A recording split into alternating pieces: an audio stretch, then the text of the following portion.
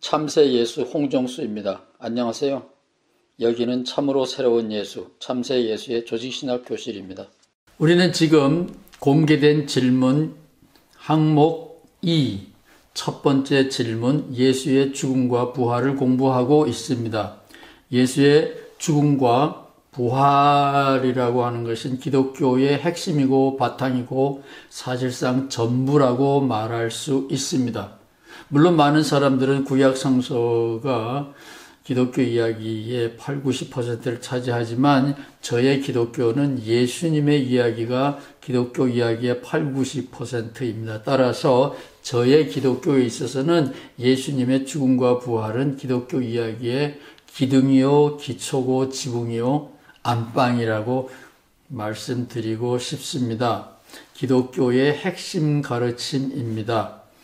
오늘은 기독교 신앙의 바탕을 예수의 죽음과 부활로, 저는 예수님의 생애가 중요한데 지금 우리들의 기독교 신앙의 이야기는 사도 바울이 만든 거라고 말할 수가 있어요. 지금 우리들의 기독교는 예수님의 십자가의 죽음과 예수님의 부활, 십자가와 부활, 이것이 기독교 이야기의 중심이 되어 있는데 저는 그것을 못마땅하게 생각합니다. 왜냐하면 예수의 죽음과 부활보다는 저의 기독교는 예수님의 생애, 갈릴리 예수의 생애가 더 중요하기 때문에 그렇습니다.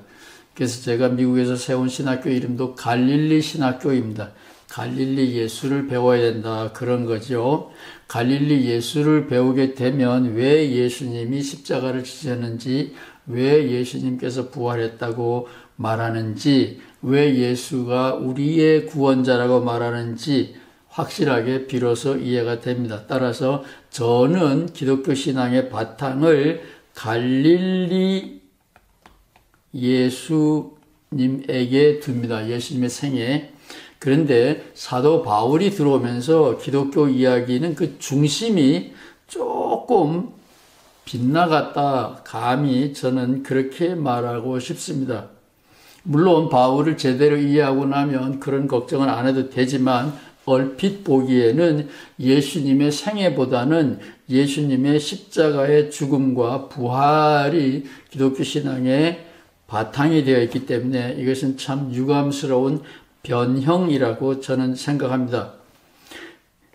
왜 바울이 기독교 이야기의 핵심을 예수의 십자가와 부활로 바꾸었는지 다음 시간에 더 확실해지겠지만 이 시간에도 그 이유를 알 수 있습니다. 눈치 빠른 사람들은 금방 알아차릴 수 있어요.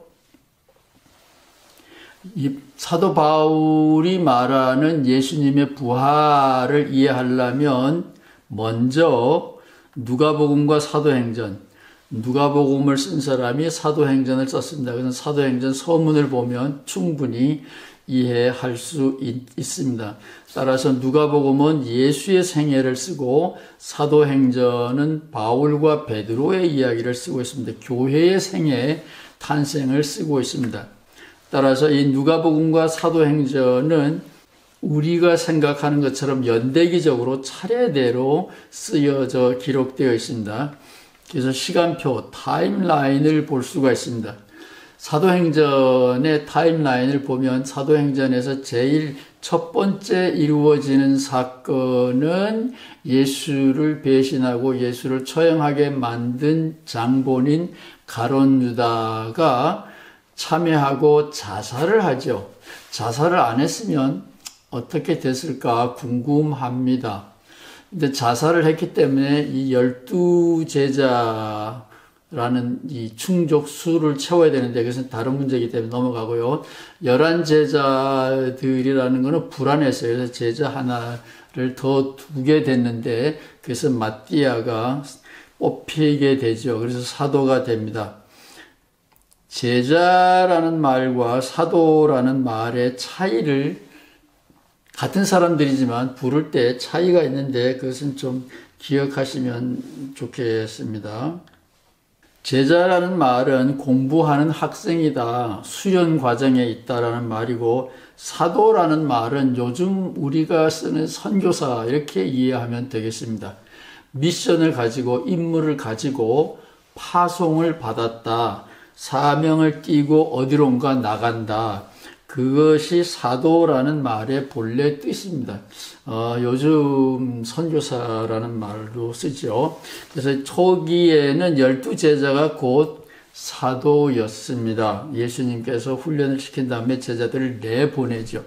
그래서 사도인데, 바울은 예수님에게서 교육을 받은 적이 없어요. 그런데 사도가 됐습니다.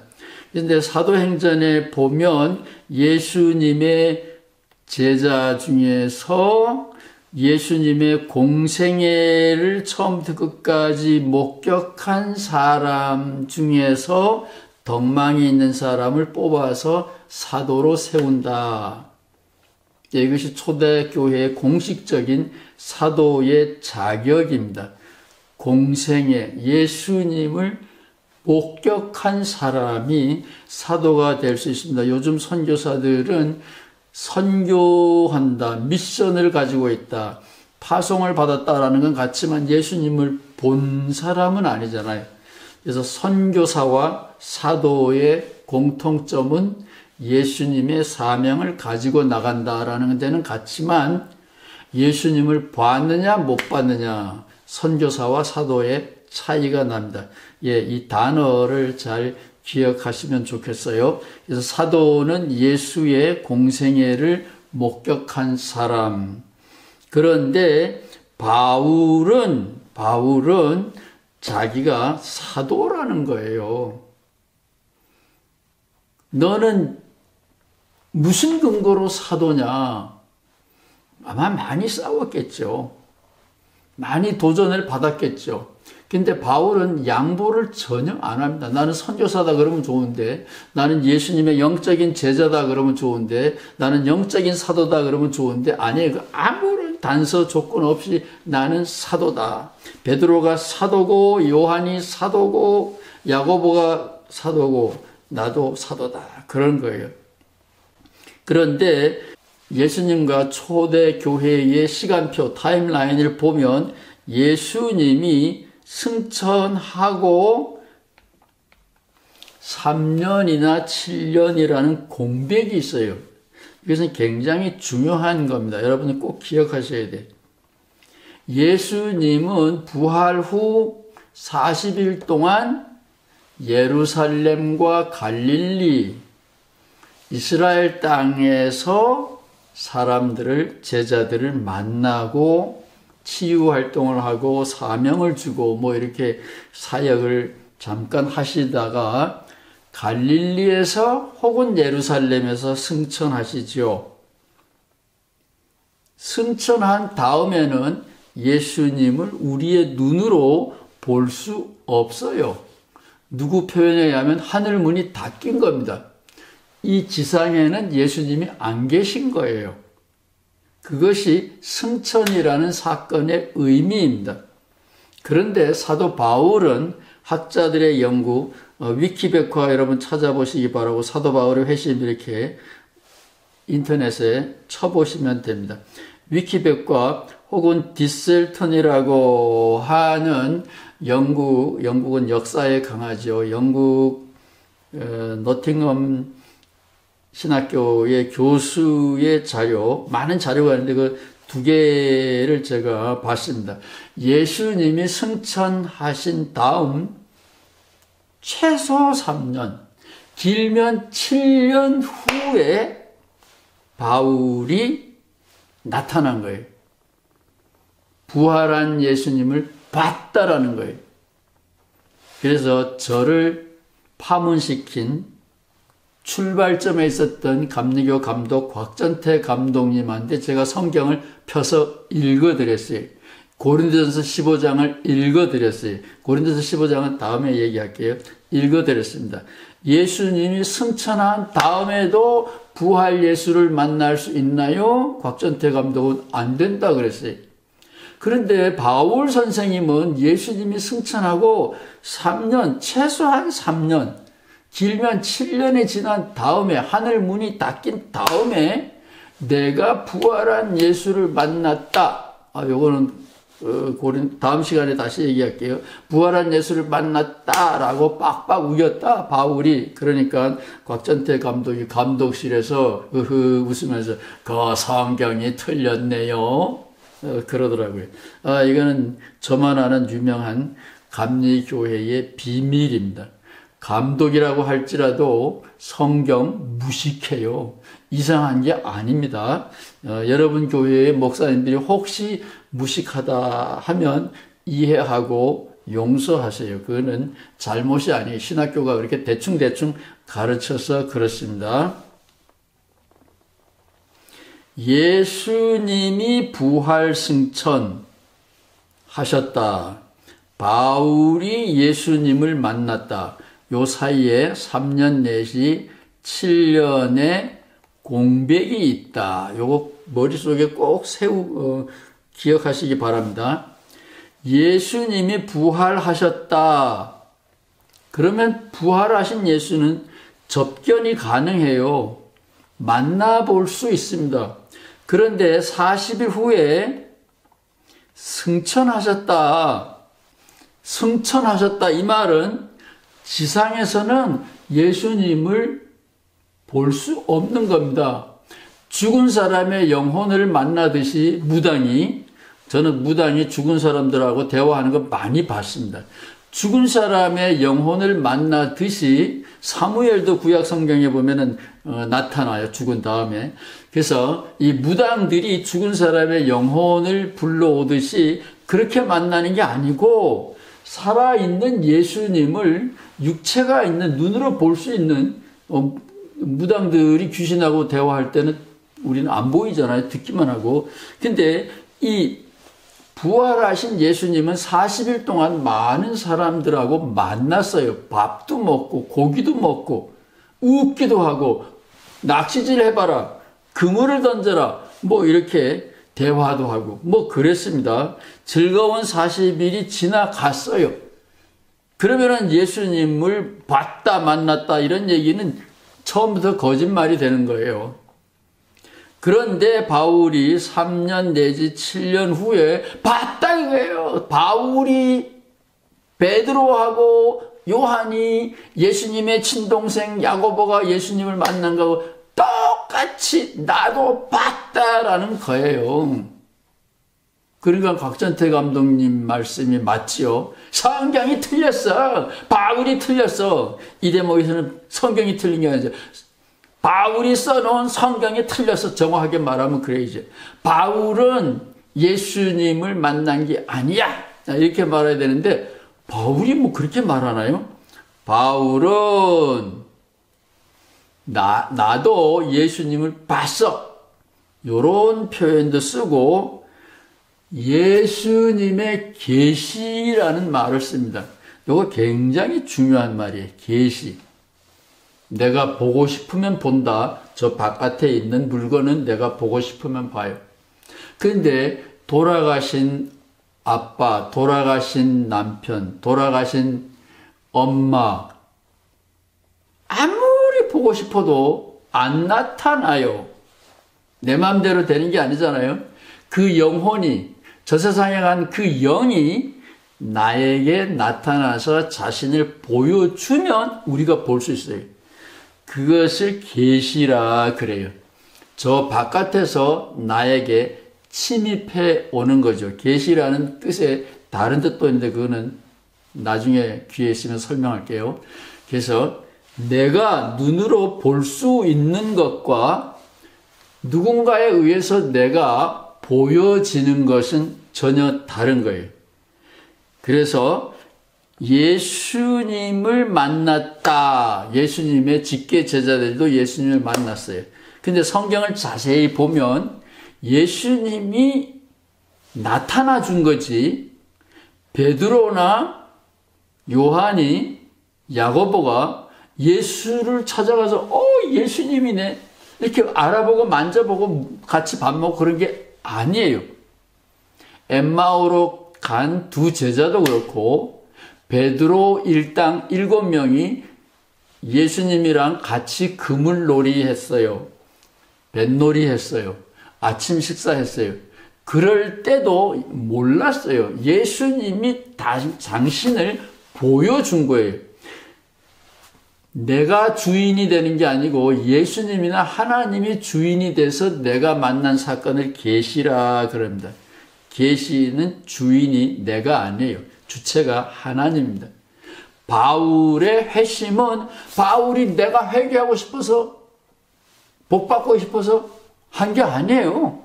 바울은 예수님과 그의 제자들을 죽이려고 갔는데 예수님이 나타나신 거예요. 사도행전 9장 4절에 보면 바울이 지금 눈이 부셔가지고 못 봐요. 그래서 장님이 됐죠. 사울아 사울아. 바울이 이름을 나중에 바꿨지만 처음에는 사울이었어요. 큰 자란 말입니다. 사울아 사울아 왜 나를 핍박하느냐. 나는 네가 죽이려고 달려드는 예수다. 바울이 깜짝 놀라가지고 꼬꾸라지고 장님이 됐다. 그런 거죠. 이것은 예수님이 바울에게 나타난 거지. 바울이 이렇게 관광 가다가 여기 예수님이 계시네 이런 게 아닙니다. 관광 가서 예수님이 보였다고 이렇게 찍을 수 있어요. 그런 사건이 절대로 아닙니다. 계시의 사건, 하나님의 사건은 이걸로 안 잡힙니다. 이거를 모르면 교회에서 오해를 불러일으켜요. 긴 얘기는 생략하겠습니다. 자, 이제 갈라디아서를 고린도전서 15장은 나중에 읽고요. 갈라디아서를 읽어보겠습니다. 갈라디아서를 유대교와 기독교가 유대교에서 기독교가 독립하는 독립선언문, 해방선언문 이렇게 말하는데 저는 그렇게 안 보고 고린도전서는 나중에 읽고 갈라디아서를 저는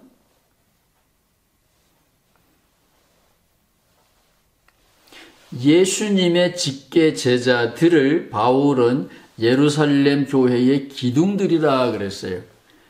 베드로, 야고보, 예수님의 친동생, 캐톨릭에서는 사촌이라 그러는데 예수님의 친동생 야고보, 사랑 많은 요한, 이 세 사람을 예루살렘 교회의 기둥이라 그러는데 그 기둥들에게 대해서 이 세 사람은 다 예수님을 본 사람들이죠.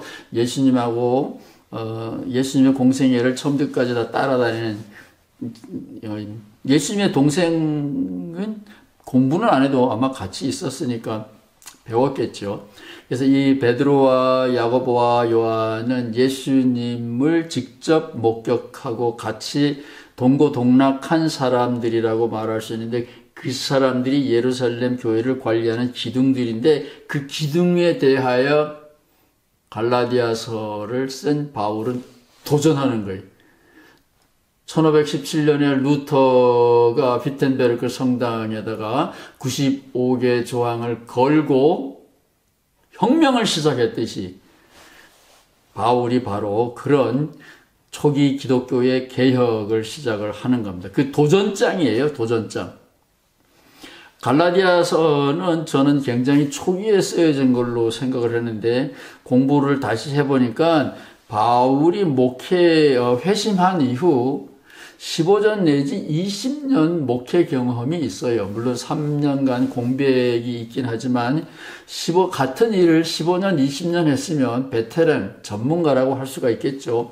원숙한 시절의 문서입니다. 따라서 갈라디아서는 바울이 그동안에 15년, 20년 동안 목회 경험한 것을 압축한 문헌이라고 봐야 되는데 그 압축한 문헌이 바로 예루살렘 기둥들 베드로, 야고보, 요한하고는 바울이 갈등했다라는 기록은 없어요. 그래서 베드로와 야고보는 바울 계통하고 갈등을 많이 했어요. 그것도 다른 문제이기 때문에 나중에 기회 있으면 하겠는데 그 사람들에 대하여 은근히 너희들은 가짜다. 너희들은 복음을 왜곡시키고 있는 가짜다. 최소한 위험하다. 이렇게 경고를 하고 있습니다.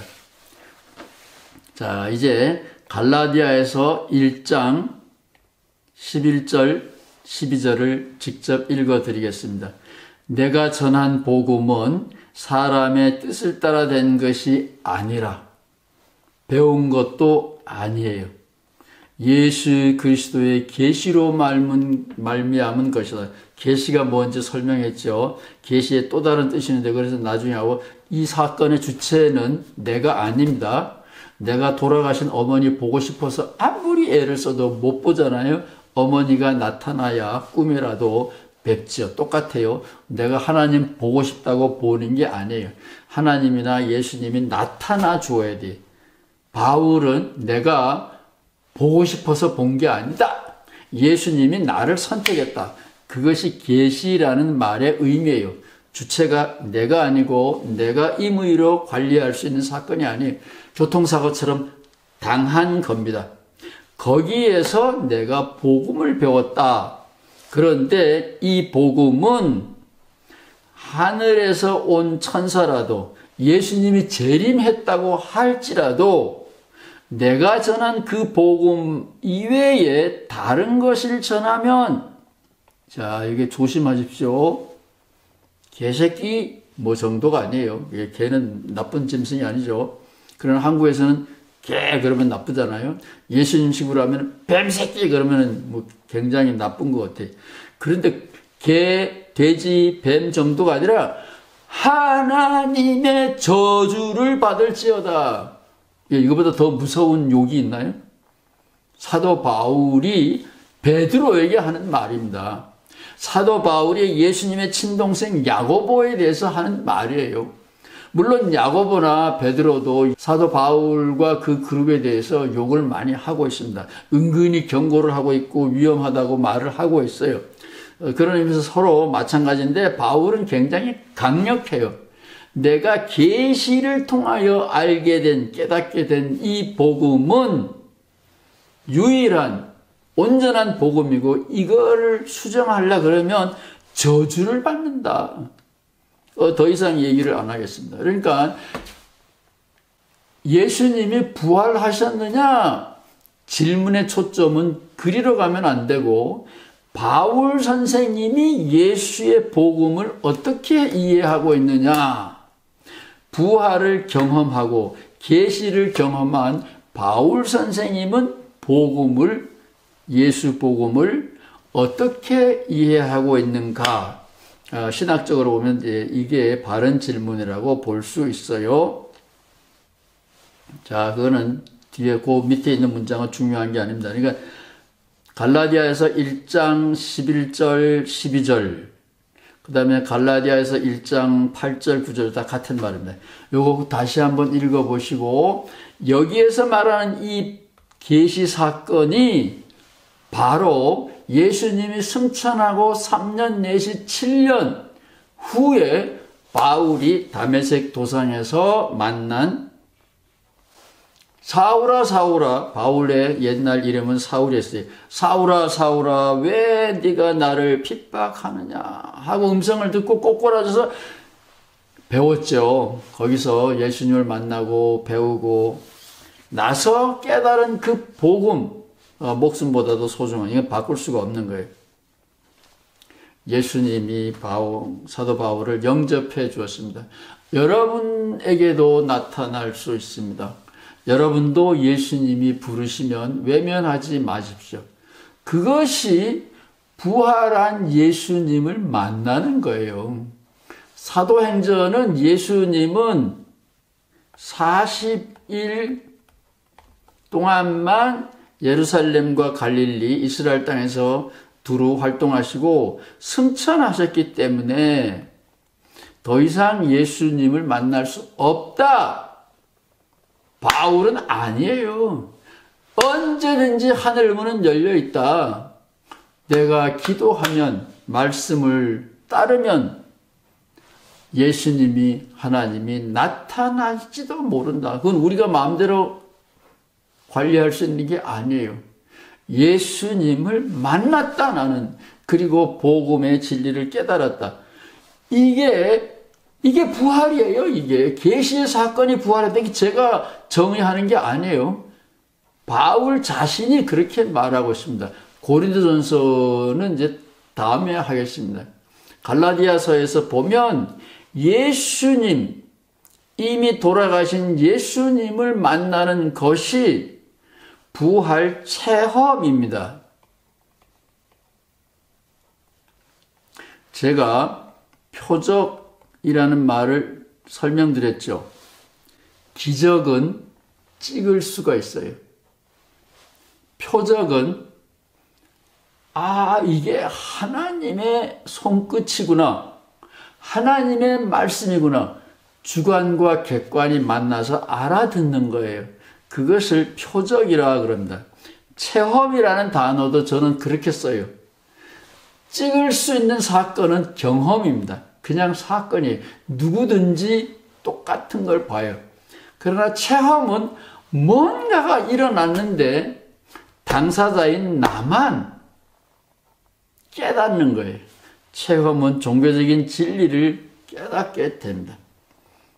주관과 객관이 만나서 일어나는 거기 때문에 카메라로 찍을 수는 없어요. 바울 선생님이, 사도 바울이 예수님을 만났다. 다메섹 도상에서 사도행전에 보면 3번 기록이 되어 있는데 거기 보면 2 증인이 있어요. 같이 동행한 증인인데 그 사람들은 몰라 무슨 일이 일어났는지. 그리고 거기 기록도 다 틀려요. 따라서 이것은 녹음할 수 있는 것, 카메라로 기록할 수 있는 것, 그런 사건이 아니에요. 이 계시 사건인데 예수님을 만난 거는, 이것은 바울만이 아는 거고 바울과 동행했던 사람들은 눈치채지도 못하는 사건이에요. 그래서 표적, 기적하고 달라요. 체험, 경험 달라요. 사건은 사건이지만 모두에게 일어난 사건은 경험이라고 할 수가 있고, 나에게만, 참여자에게만 일어난 사건을 저는 체험이라고 단어를 구분해요. 그리고 이 경우에 이 체험은 내가 체험한 게 아니라 나는 체험을 당한 겁니다. 이게 계시라는 사건의 의미예요. 당한 거예요. 하나님이 여러분을 부르실지 모릅니다. 응답하시기 바랍니다. 일단 오늘 강의는 여기에서 끝내고 다음에 고린도전서 15장 얘기를 마저 하겠습니다. 감사합니다. 편히 쉬십시오.